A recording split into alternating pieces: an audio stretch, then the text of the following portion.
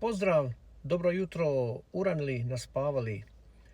Na stadionu u Crnoj Gori čuli se povici "Ubi, ubi Srbina", a bilo je tu i uvredljivih transparenata, prema onome što sam ja čitao i vidio.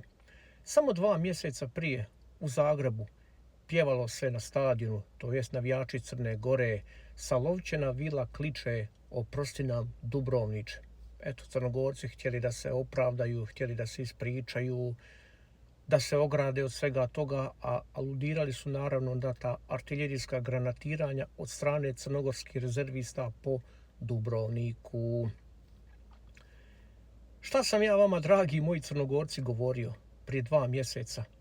Eto, otiđite na moj Facebook profil, ja sam bio taj video objavio na mom prijašnjem profilu, TikTok profilu kojeg su zatvorili, ali možete taj moj video snimak naći na Facebooku kada sam ja prije 2 mjeseca govorio: dragi moji Crnogorci, ne pravdajte im se previše, jer oni se ne izvinjavaju nikome.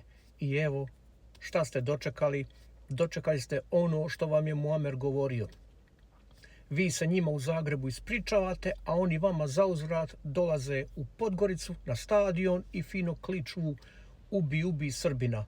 Pa sam vidio u Podgorici da se negdje pjevalo Vukovar, tako nešto. Ali kad Srbi odu, recimo u Split ili bilo gdje, Srbi se odmah napadaju. Dragi moji Crnogorci, ja vama to ne govorim tek tako. Ja vam govorim ovo zato što sam ja taj ustašluk osjetio na svojoj koži. Osjetio sam ga u ustaškom koncentracionom logoru Dretelj. Ide li vam to u glavu, dragi moji Crnogorci?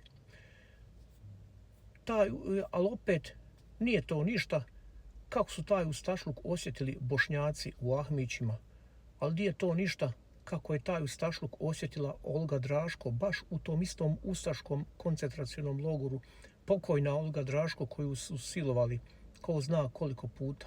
Bog dragi zna koliko puta. I opet vam kažem, ne pravdajte se. A sad da vas pitam, da li će kojim slučajem sad u Dubrovniku biti neko okupljanje, kojim slučajem na Stradunu, pa da će biti recimo ovakva pjesma sa Straduna vila kliče "Oprosti nam Podgorice". To su bile sve ustaše. Hoće li toga biti? Ja mislim da neće.